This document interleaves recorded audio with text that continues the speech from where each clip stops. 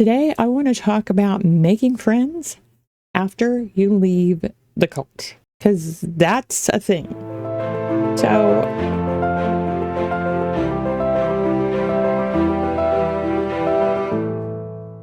hey, this is Dix, your very exJW, here with a little help for you getting into your happy place. Making friends after leaving the JWs.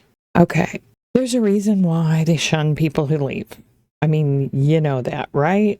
It's not just losing your family. It's not just losing your friends, although not to trivialize any of that. It's cutting you off from any sources of social support. So basically, in many ways, in almost every way, we're set up to fail. If you're a better JW than me anyway, you don't have a lot of people on the outside. You just don't. And so if you don't have the family or the social support system, it can be incredibly isolating and incredibly lonely when you first get out. But you can make friends. It is a little different on the outside than it is on the inside. So you're going to have to unlearn the stuff that didn't work on the outside. Let's see. So the social roles, right, that you have on the inside, you couldn't be yourself. You had to measure everything that came out of your mouth, every interaction, because otherwise you would be considered not spiritual enough. And people who aren't spiritual enough, but things don't go well for them, socially speaking, right? And then the areas that weren't explicitly controlled, even that, you had to watch out because somebody was still going to give you the side eye. And who knows, right? Then you had the snitch culture. And you learn to fear everybody outside the group. One of the most important things that you learn getting out is that you cannot tell who is a good person and who is a bad person based on group membership. Okay. The concept of worldly people is made up. There are good people and bad people in the organization and outside the organization. People are people. So the idea that there's a certain set of characteristics that you can expect from people on the outside, totally off. And that will make it so much harder when you are trying to connect and interact if you are carrying around some of that bias and prejudice against people who aren't Jehovah's Witnesses. It also tends to lend towards a feeling of superiority or arrogance, which is not great for trying to make friends. And it's likely that you're going to feel socially awkward at first, because you are, but that's okay. You're at where you're at. We didn't have the same experiences, social opportunities growing up, especially born-ins. That's primarily who I'm thinking of here, to interact with a variety of people in a variety of circumstances and, settings and all that. So we're catching up. That's fine. The first thing that we want to look at here is not trying so hard. Because when you try too hard and you're constantly like self-censoring and, worrying and you're kind of anxious, it does not make for a good look. Understand that you don't have to like everybody and everybody doesn't have to like you. In fact, it shouldn't be that way. And I want to really encourage you to look at the concept of making friends as more of a recreational thing and not a mission. Okay. The goal is to have pleasant interaction. That's it. Make it like, don't put the pressure on yourself like, okay, I'm going to try and make friends today. Look for comfortable social interaction. Real connections grow from authentic moments. They grow from times that you are relaxed and yourself, and you can kind of enjoy whoever you're around. No, you'll like some people you won't like so much. And it's fine. It's really okay. You don't have to like everybody, whether you like them or not. But when you are just yourself, you tend to relax. Okay. You can be fully present in the moment, and you tend to attract the right people because you're going to be with people the people who actually like you as you are the ones that are going to stick around. The ones that don't dig you are not. So that's kind of perfect. But to make friends, you have to actually be around other humans. You have to interact with them. So you can start with people you already know. Maybe you have some non-JW family. Maybe you have some coworkers or people at school who maybe you would have liked to have been closer to, but you feel comfortable with, but it just didn't really happen because JW.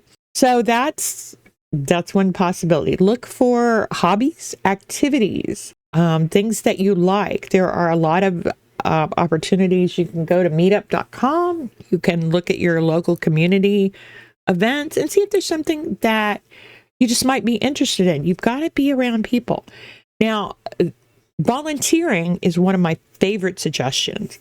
And the reason for that is because research has shown us that you tend to make friends with the people that you interact with the most, the people that you're around the most.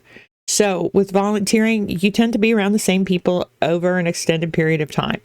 You're doing something that feels meaningful and important. There's also research to show that boosts your mental health. Okay, so it's good for you. It gives you a sense of belonging. And usually the people there are people who want to do something good.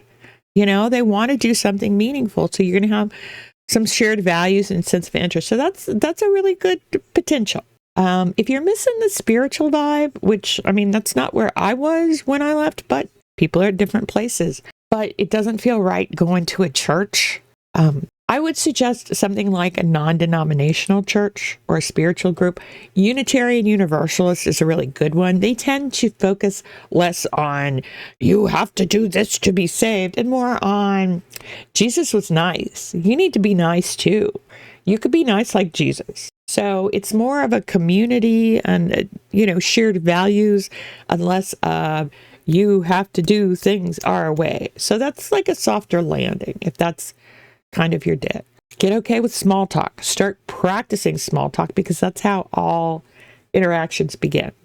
Now, one thing that you sometimes see with exJWs is that once they see somebody and they interact a while and they like them, they can trauma dump. Okay? They could just kind of spill everything all at once. You do things gradually. You have to disclose. You have to show some vulnerability to get closer to somebody, but it's a little bit at a time. You share a little, they share a little. You share a little more, they share a little more. And over time, you develop trust and you get to know each other better. Another point that's super important, keep showing up. Make time for this. Prioritize this, because if you just go once and you're like, oh, I don't know, I felt funny, you're done, It's also super helpful if you can put yourself out there enough to take the first step. Like if you've had a positive interaction and you enjoy your time with somebody and you're having fun in the venue than you are, it's okay to go, hey, do you want to go get coffee sometime? Hey, maybe we should hang out. Or you're talking about this movie. Do you want to go see the movie sometime? Or maybe we could do that. It's okay if they say, oh, I don't think so, or whatever, then that's fine. But it takes a lot of the pressure off, because the other person feels pressure too. It might not be the same for them, but somebody's got to take the first step. And a lot of times people will wait for you to. So if you're waiting for them to, not gonna go as well. Understand rejection is part of the process.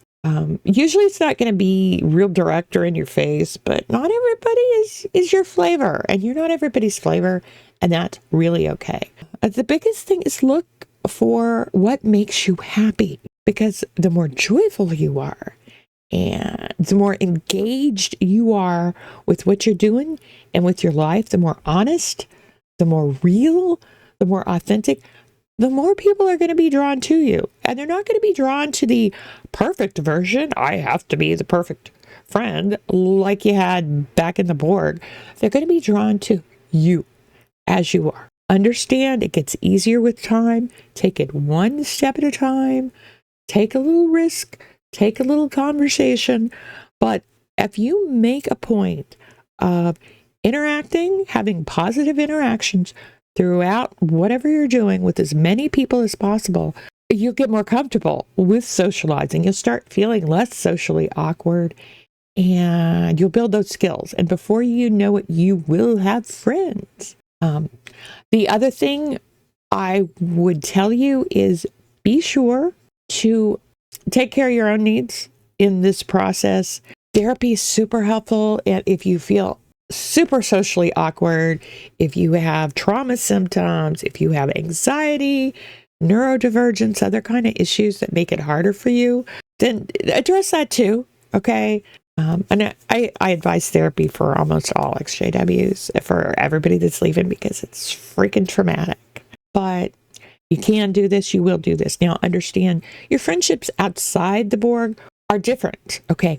There are not as many people. There's not like you're not friends with everybody, but the friendships you have are much deeper, and they are based on who you really are and not on pretended to be the perfect whatever. So, in my opinion, way worth it. And I can tell you that the friends that I made on the outside, some of them, well, at last count, I was looking at over 45 years.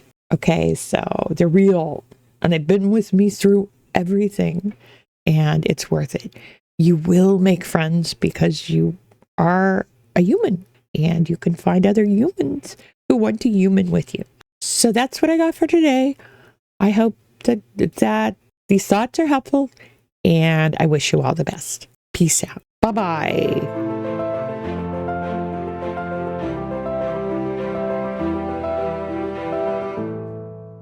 Here's what Jehovah's promising.